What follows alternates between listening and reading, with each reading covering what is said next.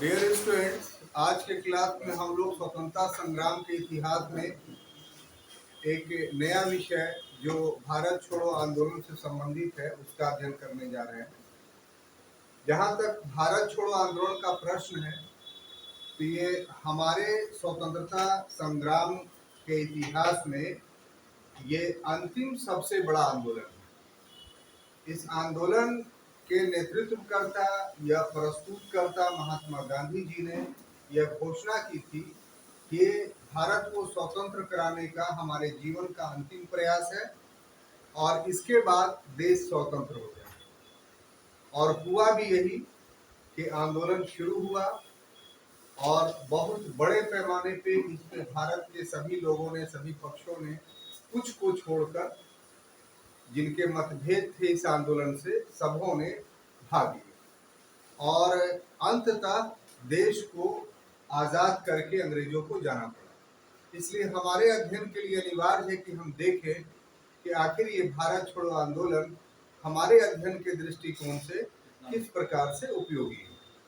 तो जहां तक भारत छोड़ो आंदोलन का प्रश्न है तो इसकी पृष्ठभूमि ये है कि क्रिप्स मिशन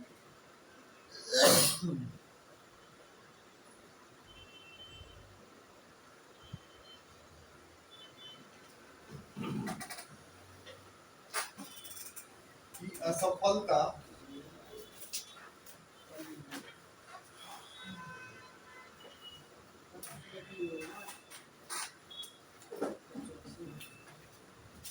अगर इसकी पृष्ठभूमि की हम बात करें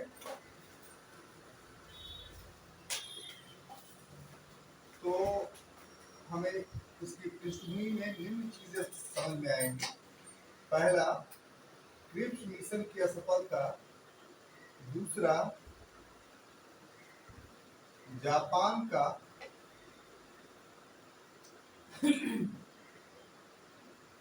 भारत पर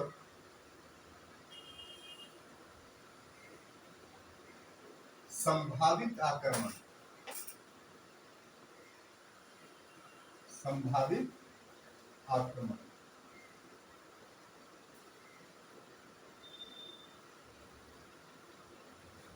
तीसरा, व्यापक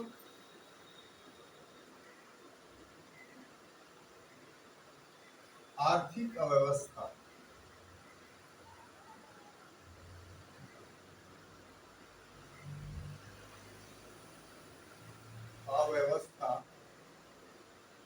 और चौथा परिवेश जो था वो विभाजन को रोकना,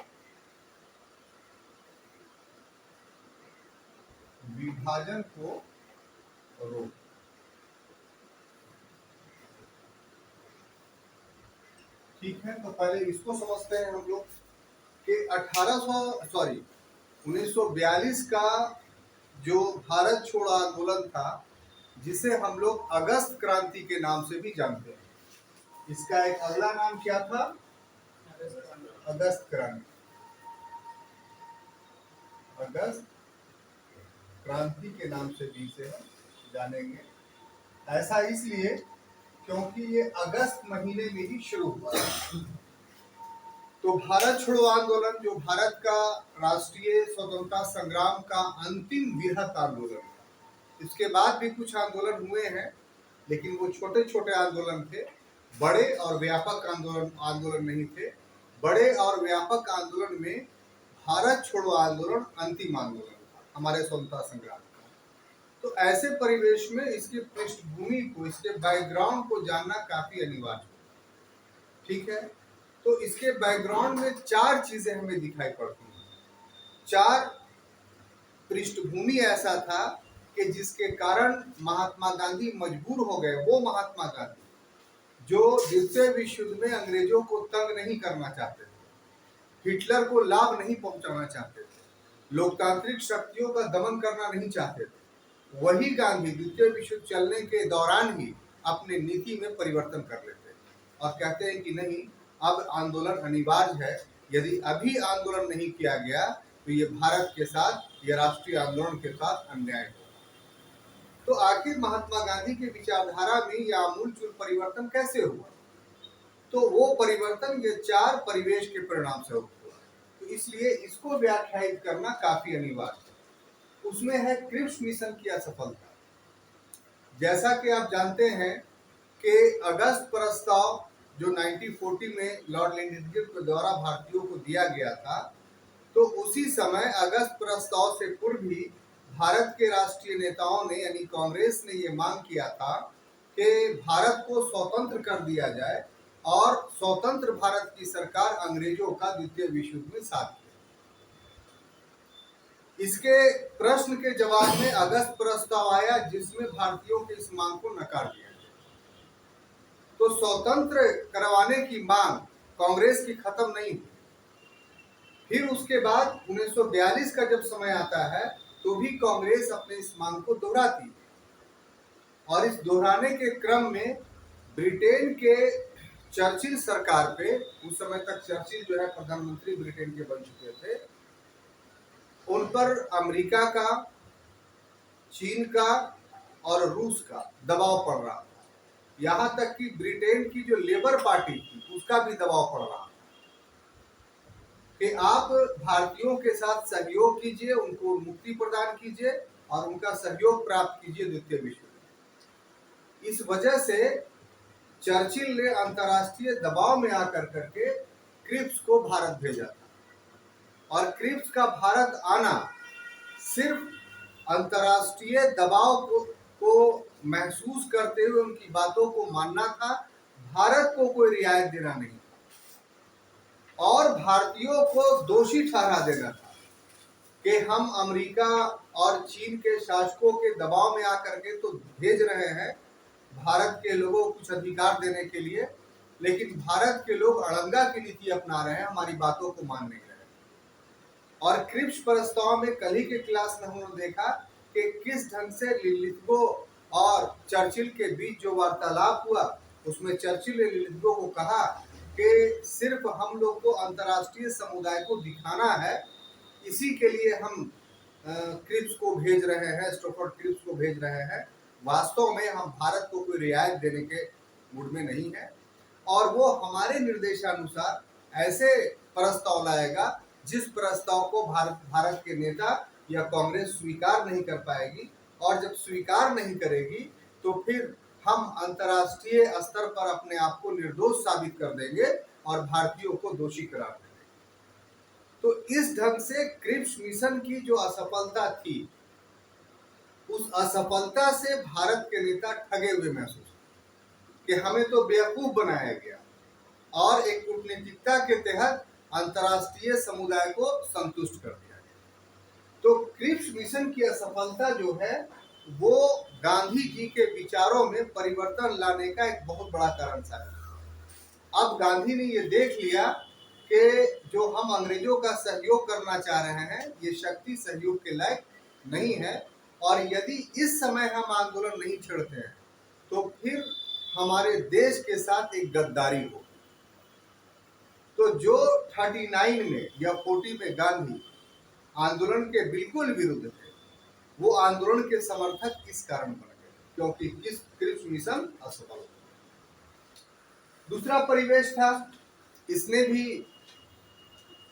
राष्ट्रीय नेताओं को मजबूर किया आंदोलन शुरू करने के लिए और वो परिवेश क्या था कि जापान का दक्षिणी एशिया और दक्षिणी पूर्वी एशिया में उपनिवेश की स्थापना कर। इस क्रम में उसने फिलीपींस पे, इंडोनेशिया पे, लाओस पे, दक्षिणी पूर्व एशिया के जितने देश थे उन सब पर अधिकार कर चुका था और एशिया वालों का नारा दे चुका था। ऐसे में भारत का जो निकटवर्ती क्षेत्र था यानी बर्मा, जिसको उस समय अभी वर्तमान समय में म्यांमार के नाम से जानते हैं, और अंडमान निकोबार द्वीप समूह तक जापानी सेना पहुंच चुकी है। ऐसे में गांधी जी ने कहा कि अंग्रेजों, भारत को भारतीयों के लिए छोड़कर जाओ, जापान के लिए छोड़कर नहीं जाओ।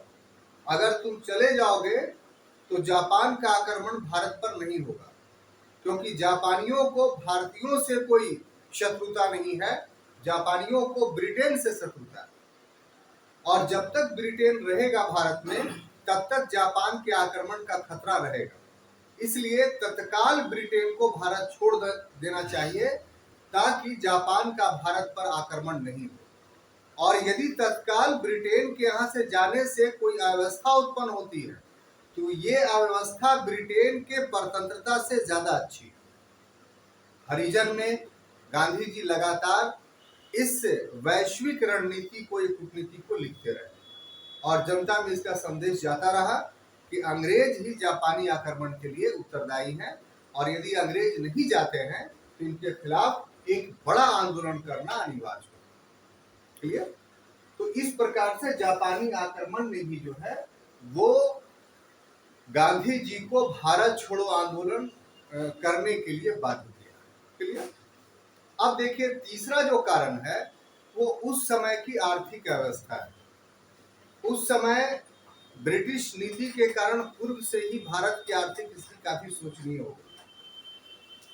भारत एक कृषि प्रधान देश था और कृषि के क्षेत्र में विगत वर्षों से सूखे की स्थिति पाई जा रही थी बहुत सारे क्षेत्रों में, तो उत्पादन भी घट गया था। तो ऐसी परिवेश में यहाँ निर्धनता और बेरोजगारी में व्यापक वृद्धि हो गई और जनता के ये मनोदशा हो गया था कि ये सारा जो बेरोजगारी और निर्धनता का विकराल रूप वर्तमान समय में हमारे समक्ष मौजूद है, तो इसके लिए ब्रिटिश शासन उत्तरदायी है। जब तक ब्रिटिश शासन रहेगा तब तक इस प्रकार की आर्थिक व्यवस्था रहेगी। इसलिए जनता के अधिकांश भागों में जो जमींदार नहीं थे या जो पूंजीपति नहीं थे, उनमें ये मानसिकता बन गई कि अब आंदोलन करना अनिवार्य है। इसलिए अब आगे चल करके देखिएगा कि जब आंदोलन हुआ तो उसमें किसानों और मजदूरों ने बहुत बढ़ चढ़ के भाग लिया। हालांकि किसान और मजदूर जो थे वो साम्यवादी दल के प्रभाव में थे और साम्यवादी दल जो है भारत छोड़ो आंदोलन का पक्षधर नहीं था, लेकिन जो जनता थी, जो मजदूर थी, किसान थी, उन जनता ने भारत छोड़ो आंदोलन में बढ़ चढ़ करके भाग। तो इसका अर्थ क्या हुआ कि जन दबाव भी महात्मा गांधी पर, और महात्मा गांधी के बारे में यहाँ पर इस जन दबाव को महसूस करने के परिवेश में एक बात कहना हम चाहेंगे, और वो बात ये कि लुई फिशर जो एक अमेरिकी पत्रकार था, उसने गांधी जी के समक्ष एक बार उनकी तारीफ कर दी कि भारत में आपसे बड़ा नेता क्यों कोई नहीं है। तो गांधी जी ने पूछा क्यों? तो आपके पीछे जो है जनता का एक सैलाब चला आता है और एक जन नायक। गांधी जी ने कहा कि बिल्कुल आपका विश्लेषण गलत है, हम कोई जन नायक नहीं, हम जनता के नब्ज को अच्छे तरीके से जानते हैं। अगर जनता आंदोलन करने के मूड में रहती है तो मेरा काम ये होता है कि सिर्फ आंदोलन को प्रस्तावित कर देते हैं और जनता उसमें शामिल हो जाती है। जब हमें लगता है कि जनता का मोह भंग हो रहा है इस आंदोलन से, तो हम इस आंदोलन को वापस ले लेते हैं। इसीलिए हमारे सारे आंदोलन में, पूर्व के जो आंदोलन है उसमें आपको लग रहा है कि जनता हमारे पीछे दौड़ी चली आती है। वास्तविक ये है कि जनता के मनोभावों का लाभ उठा करके हम आंदोलन चलाते हैं, इसलिए हमारे द्वारा आज चलाए गए आंदोलन में जनता की भागीदारी अधिक होती है। तो इस समय भी गांधी जी को यही महसूस हुआ कि जनता जो है आंदोलन के मूड में, इसीलिए 40 वाले विचारधारा को 42 में उन्हें परिवर्तित कर दिया कि अब जो है हमें आंदोलन करना होगा। अंतिम जो कारण था वो गांधी जी का व्यक्तिगत विश्वास। 40 के बाद 40 में लाहौर अधिवेशन में मुस्लिम लीग ने स्पष्ट रूप से पाकिस्तान की मांग कर दी। 40 के पहले मुस्लिम लीग पृथक राज्य के मांग का समर्थक नहीं था, उसका उद्देश्य नहीं था, लेकिन 40 के लाहौर अधिवेशन में उसका स्पष्ट नीति बन गया कि अब हम भारत का विभाजन करेंगे और एक नया इस्लामी राज्य पाकिस्तान का निर्माण करेंगे। गांधी का यहाँ पर विश्वास था कि जो लीग है, या लीग के जो लोग हैं, या लीग की जो विचारधारा वे ब्रिटिश देव है। जब तक अंग्रेज रहेंगे तब तक ये पृथकतावादी विचारधारा भारत में पाई जाएगी। जैसे ही अंग्रेज चले जाएंगे तो वैसे ही पृथकतावादी विचारधारा समाप्त हो जाएगी और भारत का विभाजन नहीं होगा। तो एक प्रकार से 1942 का भारत छोड़ो आंदोलन या अगस्त आंदोलन जो है वो इस कारण से भी शुरू किया गया ताकि विभाजन को रोका जा सके, लेकिन यह विचारधारा गांधी की व्यक्तिगत विचार। तो इस तरीके से छात्रों हम कह सकते हैं कि चार परिवेश था, जिन परिवेश के कारण जो है गांधी जी ने असहयोग आंदोलन को शुरू किया। क्लियर? अब देखिए आगे आते हैं तो आंदोलन का सूत्रपात अगर देखा जाए कि कैसे किया गया, आंदोलन का सूत्रपात में समझते हैं ना, शुरुआत कैसे हुई? बैठकों से। क्या कैसे हुई? बैठकों से। इसके लिए 14 जुलाई का, ये सब कुछ डेट याद रखिएगा, 14 जुलाई 1942 यानी 1942 को वार्धा में, वार्धा कहाँ है पता है आपको? वाह क्या बात है, वार्धा महाराष्ट्र में है। ये सभी प्रश्न पूछ देता है, ठीक है, तो इसलिए अभी क्लास में ही ये सब स्पष्ट करते हुए चलिए। वार्धा गुजरात में नहीं है, वार्धा कहाँ है?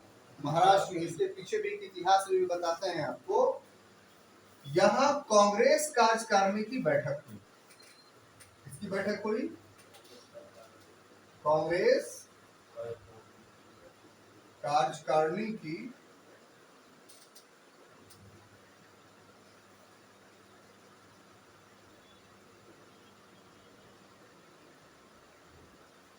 बैठक हुई, ठीक है। इस बैठक में क्या हुआ? विरोध के बाद, यानी विरोध के बावजूद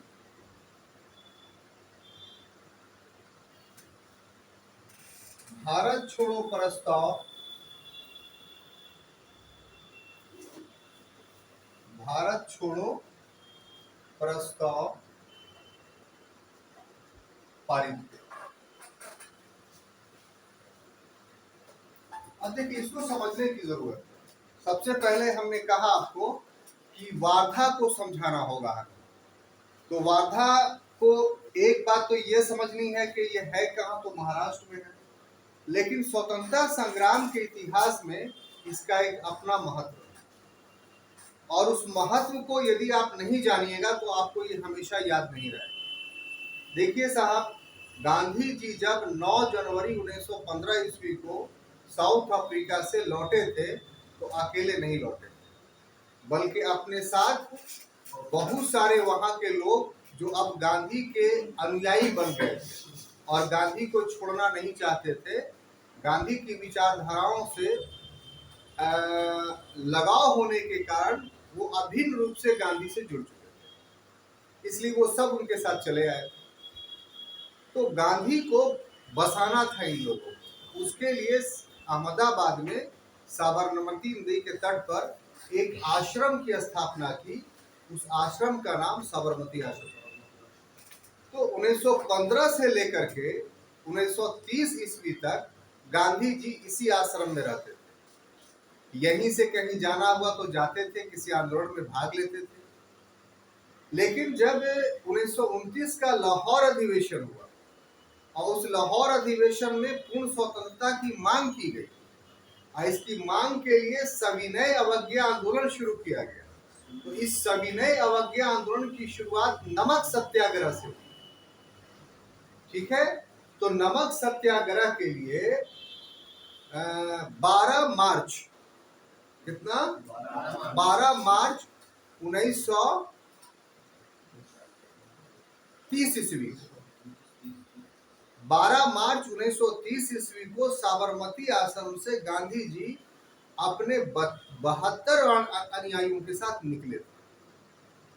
यहीं पर उन्होंने कसम खाई कि हम जो आज 12 मार्च 1930 को निकल रहे हैं वो स्वतंत्रता की प्राप्ति करके ही वापस लौटेंगे यहाँ। अगर हमें स्वतंत्रता की प्राप्ति नहीं होगी तो हम साबरमती आश्रम नहीं लौटेंगे।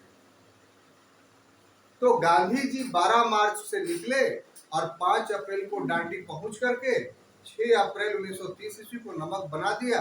उसके बाद सविनय अवज्ञा आंदोलन संपूर्ण भारत में फैल गया था।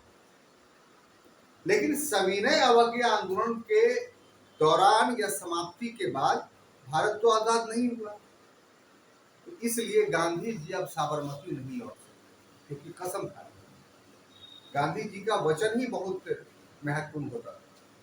तब उनके रहने के लिए, उनके लोगों के रहने के लिए फिर एक नया जगह की जरूरत। तो वही वार्धा में 1930 ईस्वी में एक नया आश्रम बनाया गया। तो 30 के बाद गांधी का जो निवास स्थान कहाँ बन गया? वार्धा। और वार्धा में रह करके फिर उन्होंने आंदोलन चलाना शुरू किया। तो लास्ट में जो है देश आजाद हुआ, तो सांप्रदायिक दंगे के कारण वो दिल्ली में ही रुके रहे थे। दिल्ली की स्थिति काफी विषम हो चुकी थी। वो वार्धा लौटते, ये साबरमती लौटते, लेकिन इसके पहले कि वो लौटते दिल्ली में ही 30 जनवरी 1948 ईस्वी को उनकी हत्या कर दी।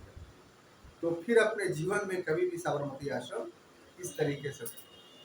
तो वार्धा का ये पृष्ठभूमि हमें आपको समझाना काफी जरूरी है, क्योंकि इस पर प्रश्न किसी ढंग से भी आपको आ सकता है। हम समझते हैं कि अब आपको इस पर किसी भी तरह का ट्विस्टेड क्वेश्चन होगा तो आप करने में, देने में सक्षम होंगे। अब आइए मूल बिंदु पर कि यहाँ कांग्रेस कार्यकारिणी की बैठक बुलाई गई 14 जुलाई 1942 ईस्वी। किस लिए बुलाई गई? तो यही भारत छोड़ो जो उनके दिमाग में एक आंदोलन का पृष्ठभूमि था, उसकी मंजूरी कराने के लिए। अब यहाँ कांग्रेस का कोई भी नेता तैयार नहीं भारत छोड़ो आंदोलन को मंजूर करने। तो गांधी जी ने यहाँ एक वाक्यांश कहा था, एक स्टेटमेंट दिया। वो वाक्यांश, वो स्टेटमेंट क्या था कि चैलेंज करते हुए कहा था कांग्रेसियों को कि मैं भारत के बालू से ही कांग्रेस से बड़ा आंदोलन खड़ा कर।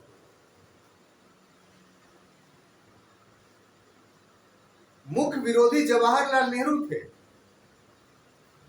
तो ये उपमा, ये बातें जवाहरलाल नेहरू को कही गई।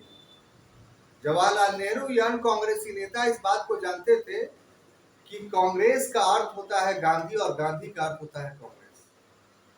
अगर गांधी को निकाल दिया जाए कांग्रेस से तो अभी कांग्रेस की का कोई अस्तित्व नहीं है। गांधी चाहेंगे तो दूसरा दल खड़ा कर। तो इसलिए सभी लोगों ने अपना विरोध वापस लिया और जवाहरलाल नेहरू के द्वारा ही जो है वो भारत छोड़ो प्रस्ताव प्रस्तुत किया गया। ये भी ऑब्जेक्टिव बात है। और इस तरीके से कांग्रेस के वार्धा कार्यकारिणी बैठक में भारत छोड़ो प्रस्ताव पारित। क्लियर? अब देखिए आगे क्या होता है।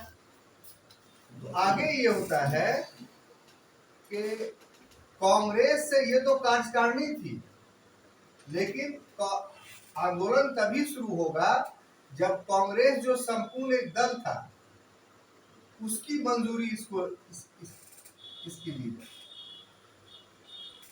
तो कांग्रेस से मंजूरी हेतु इसका अधिवेशन बुलाया गया। सेशन में इसको मंजूर करना था, तभी आंदोलन चलता। ठीक है ना? तो अधिवेशन कहाँ बुलाया गया साहब? तो उसका भी जगह याद रखिए, कहाँ? मुंबई में, जिसको उस समय बंबई कहा जाता है। बंबई में कहाँ? तो उसको बोलते थे ग्वालियर टैंक मैदान। क्या बोलते थे? ग्वालियर टैंक मैदान।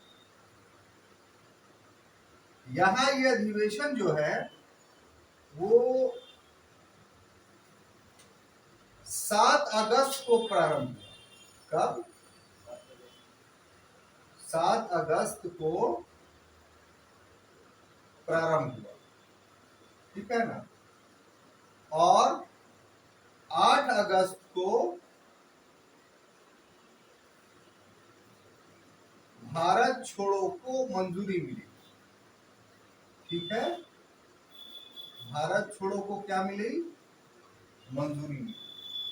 और इस पर व्यापक विमर्श के लिए 9 अगस्त की 3 दिन की बैठक होती थी, है ना। आपको पूर्व से मालूम, कांग्रेस की जब भी बैठक होती थी अधिवेशन की तो 3 दिन की। तो इस अधिवेशन में महात्मा गांधी जी ने 70 मिनट का भाषण दिया। कितने मिनट का?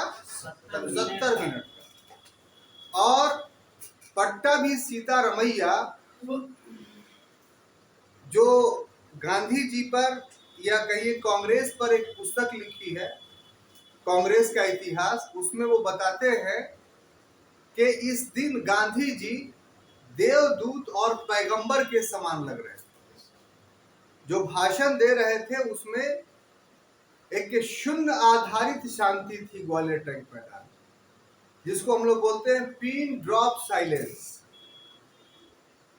और गांधी जी एक अवतार या अग्रदूत या पैगंबर के समान दिख रहे थे।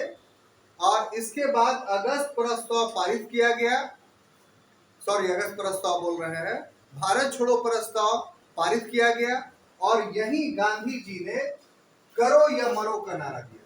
क्या चीज? करो या मरो का नारा दिया।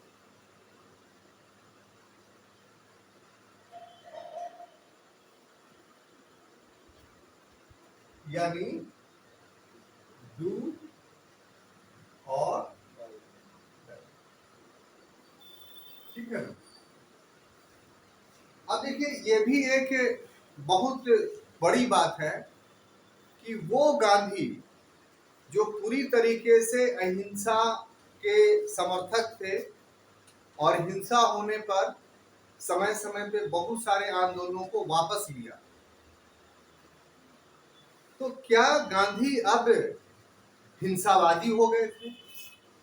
क्योंकि करो या मरो से हिंसा का तो बू आता है, इसलिए इसकी व्याख्या करना काफी जरूरी होगा। और व्याख्या ये है कि गांधी जी इस आंदोलन के घोषणा से पहले ब्रिटिश सरकार को चिट्ठी लिखी थी, वायसराय को चिट्ठी लिखी थी कि हमारी मांगों को मान लिया जाए, अगर नहीं मांगिएगा तो हम आंदोलन के लिए मजबूर होंगे। तो उसी समय उन्होंने ये घोषणा कर दिया था कि ये आंदोलन पूरी तरीके से अहिंसात्मक होगा, जैसे पूर्व के आंदोलन होते थे। और आंदोलन में सम्मिलित लोगों को ये कहा था कि अगर हिंसा होती है तो अपने आप को उससे अलग करने के लिए अपने कपड़ों पर डू एंड डाई का लेबल लगा के रख लो, ताकि तुमको अहिंसावादी कार्यकर्ता के रूप में स्वीकार किया जाए। तो इसलिए भारत छोड़ो आंदोलन गांधी जी का कोई हिंसावादी कार्यक्रम नहीं था। और रहा बात डू और डाई का, तो इसका दर्शन यह है कि भारत की स्थिति इतनी विषम हो गई कि यदि भारत से अंग्रेजों को नहीं भगाया जाता तो लोग ऐसे भी मर जाते। तो इस कारण से कहा कि अब करने का समय आ गया है, अब हाथ पर हाथ धर के बैठने का समय नहीं है, इसलिए उन्हें कहा डू। और यदि तुम डू नहीं करोगे, यदि करो का मंत्र का पालन नहीं करोगे, कुछ करने की कामना नहीं करोगे, तो फिर तुम्हारे सामने तुम्हारी मौत खड़ी हुई, यानी तुम बचोगे नहीं। तो ये एक दर्शन था, जिस दर्शन के तहत गांधी जी ने तत्कालीन परिवेश के क्रियात्मक पक्ष को उजागर किया है, न कि हिंसा का उपदेश दिया है। क्लियर? कोई कंफ्यूजन नहीं? अब देखिए, आगे आते हैं तो पाते हैं कि 9 अगस्त को अब क्या होता है? 9 अगस्त 4 बजे सुबह में, 4 बजे सुबह में कहा जाता है ऑपरेशन जीरो आवर। क्या चीज? ऑपरेशन जीरो 0 के तहत कांग्रेस के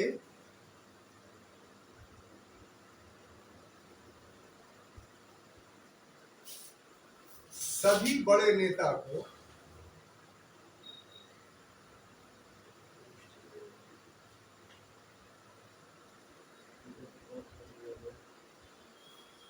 क्या कर लिया जाता है, गिरफ्तार कर लिया जाता है।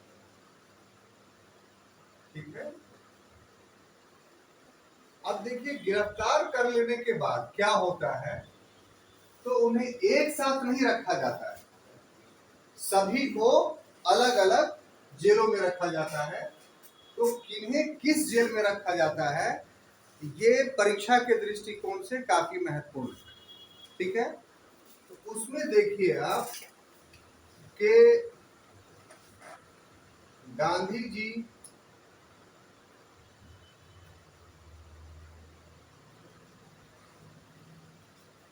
कस्तूरबा गांधी,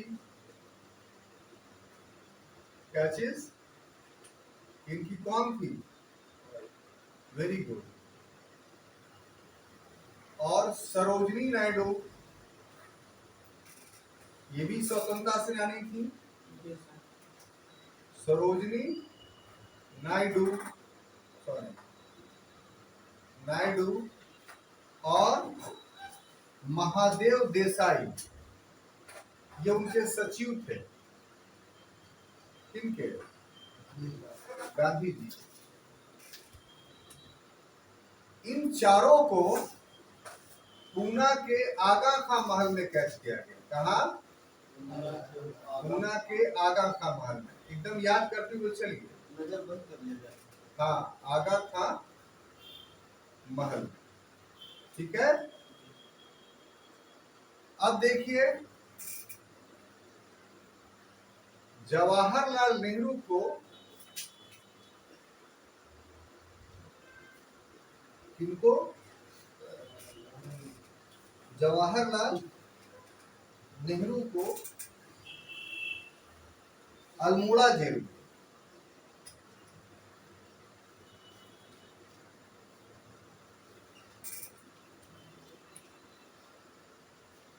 अल्मोड़ा जेल। ठीक है। राजेंद्र प्रसाद को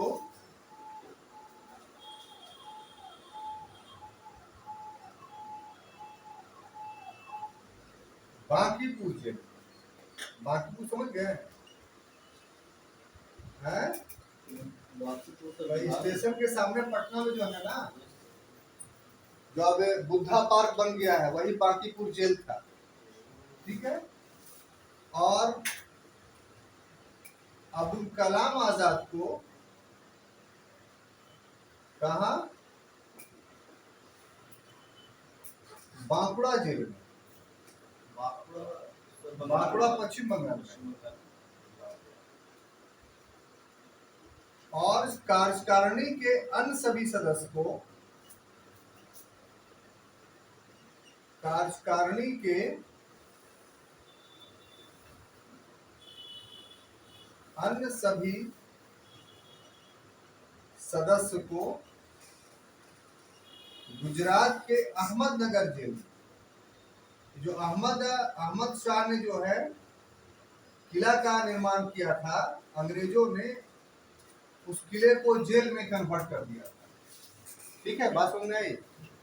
यहाँ पर बहुत बड़ी बात आपको समझनी है, वो ये देखिए, आरंभ में जवाहरलाल नेहरू और अब्दुल कलाम आजाद ये भी अहमदनगर जेल में भेजे गए,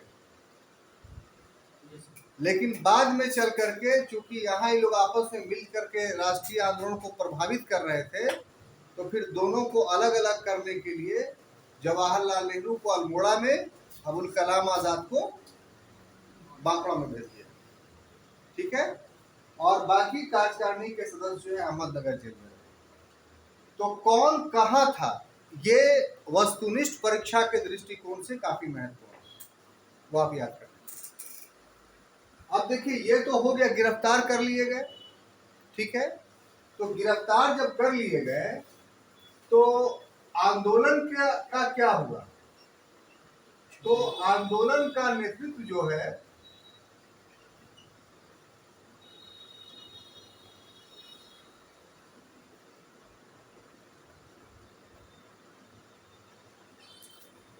द्वितीय पीढ़ी के नेताओं ने किया। द्वितीय पीढ़ी के नेताओं ने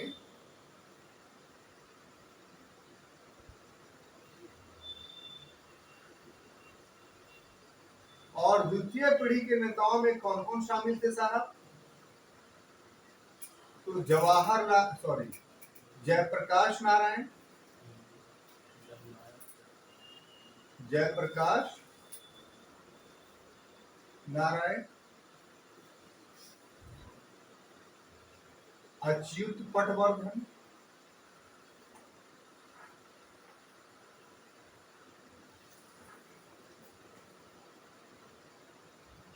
अरुणा आसफ अली,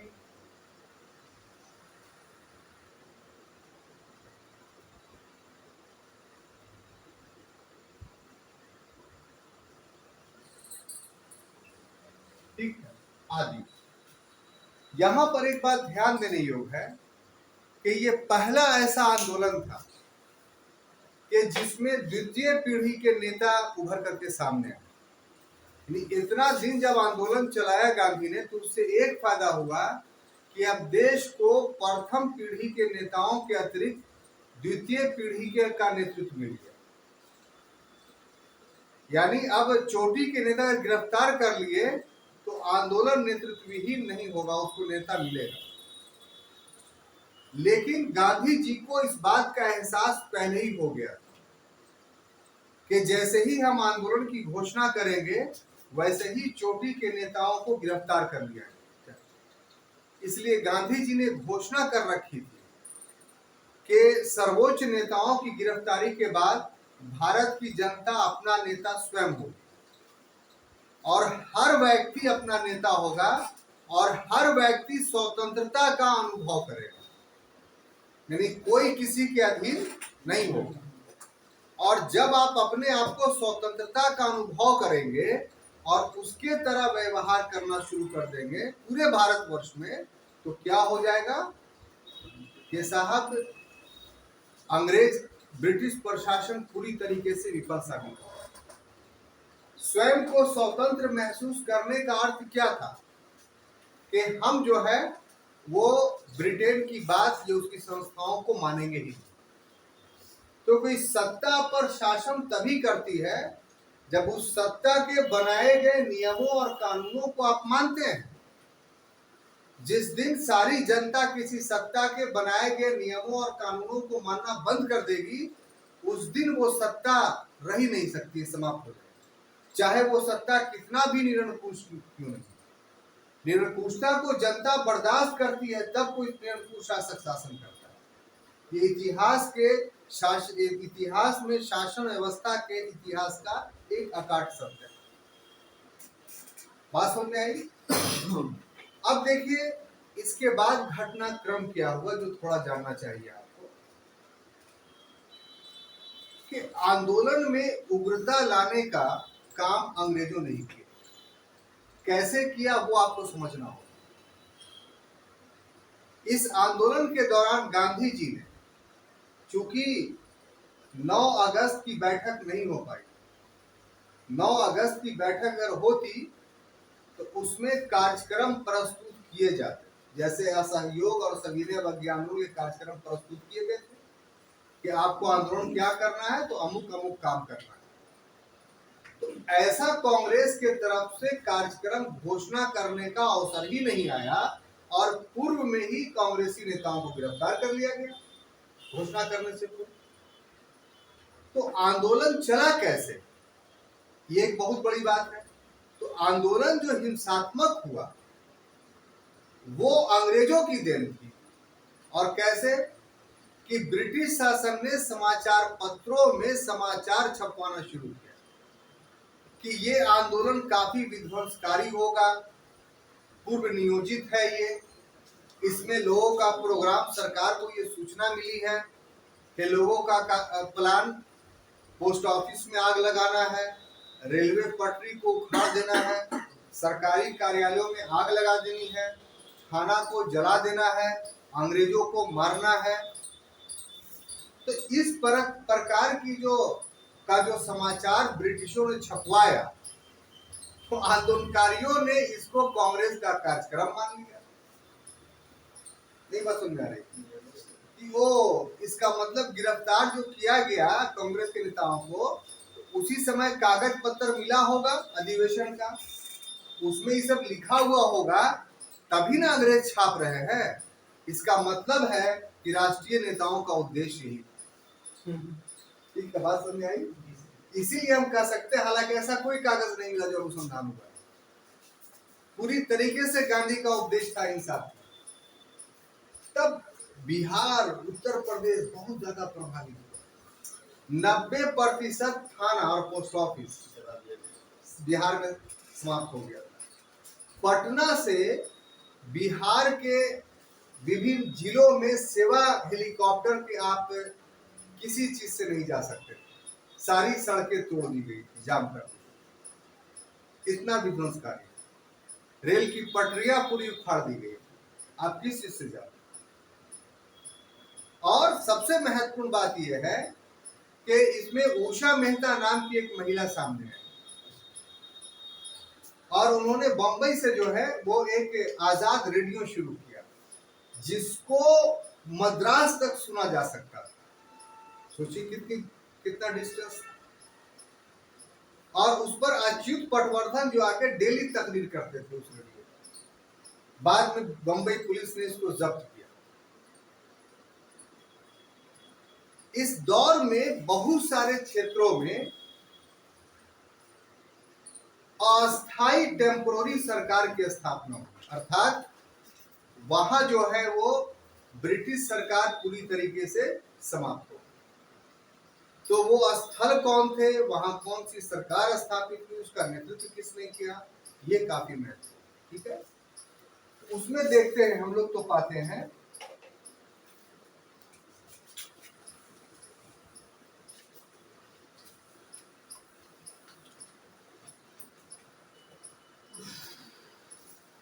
कि बलिया में एक सरकार स्थापित हुई,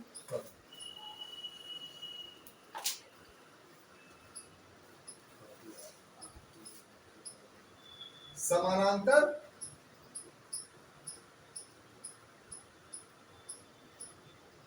सरकारें स्थापित, ठीक है ना। समानांतर सरकारें कहां कहां स्थापित हुई? पहला बलिया। बलिया कहां है? Very good. यहां चित्तू पांडे ने नेतृत्व किया। किन्होंने? चित्तू पांडे। उसके बाद एक सरकार स्थापित हुई तामलुक। तामलुक जो है अभी वर्तमान समय में कहां है? बांग्लादेश। यहां जो है मातंगनी हजारा का नाम सामने आता है।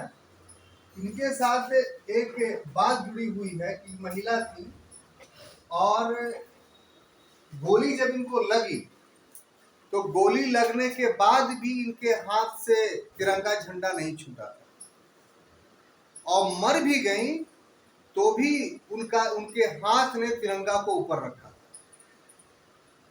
तो तिरंगा को हमेशा अपने से ऊपर रखना, जमीन में नहीं गिरने देना, ये हमारे राष्ट्रीय आंदोलन की था, विरासत। क्योंकि एक महिला जो है इसकी शान को बचाए रखने के लिए जीवित अवस्था में नहीं, मृत्यु अवस्था में भी तिरंगे की शान को बचाया। और वो कहां? तो तामलुक की जो जातीय सरकार थी, उस जातीय सरकार की एक महिला। उसके बाद सतारा,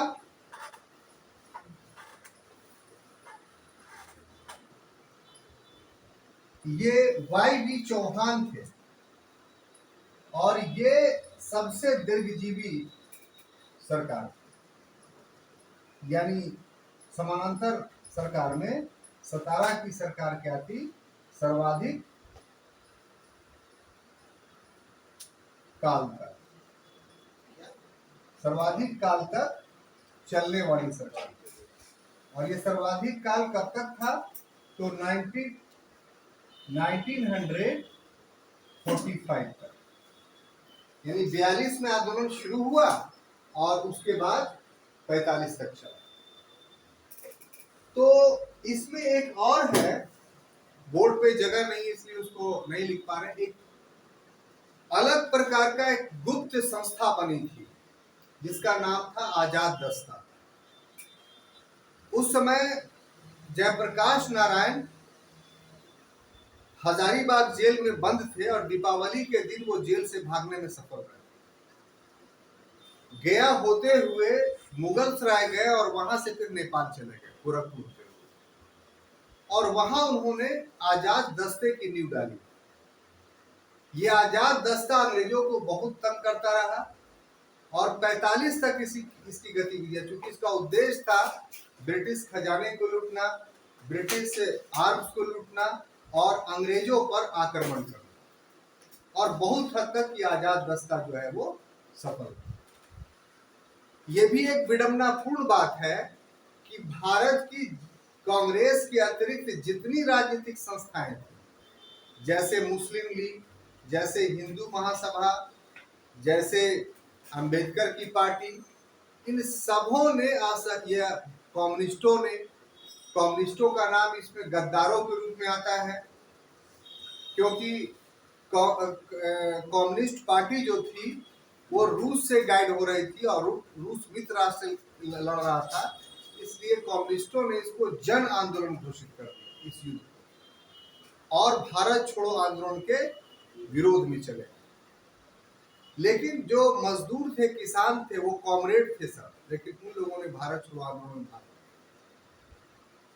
सिर्फ लिबरल पार्टी ऐसी थी, तेज बहादुर सप्रू, जिसने भारत छोड़ो आंदोलन का समर्थन। जो भी हो, भारत छोड़ो आंदोलन के बारे में ये कहा जाता है कि ये एक असफल आंदोलन था, क्योंकि इसके बाद देश को आजादी नहीं मिली। लेकिन भारत छोड़ो आंदोलन का ये गलत मूल्यांकन है, क्योंकि इस आंदोलन के परिणाम स्वरूप ही ब्रिटेन पर इतना दबाव पड़ा कि 45 में जब ब्रिटेन में चुनाव हुआ तो वहां चर्चिल हार गया और इटली इस मुद्दे पे प्रधानमंत्री बना था कि अगर हमें वोट डालेंगे तो हम भारत को स्वतंत्र कर देंगे। तो ये 1942 के आंदोलन का ही परिणाम था कि सिर्फ शासक वर्ग के विचारधारा में परिवर्तन नहीं हुआ, बल्कि वैश्विक स्तर पर सारे देश भारत की स्वतंत्रता के समर्थक हो गए, और यहाँ तक कि ब्रिटेन की जनता जो है वो इस आंदोलन की या भारत के स्वतंत्रता की समर्थक हो गई। और जब इटली बना तो उसने भारतीय स्वतंत्रता की प्रक्रिया को प्रारंभ किया और अंततः भारत 1947 के 15 अगस्त को स्वतंत्र। तो इस प्रकार से छात्रों, हम आपको 1942 के अगस्त आंदोलन या भारत छोड़ो आंदोलन को समझाया। हम समझते हैं कि आप समझने में पूर्ण रूप से सफल हुए होंगे। अगले क्लास में अगले विषय के साथ पुनः उपस्थित होंगे, तब तक के लिए अनुमति दीजिए। धन्यवाद।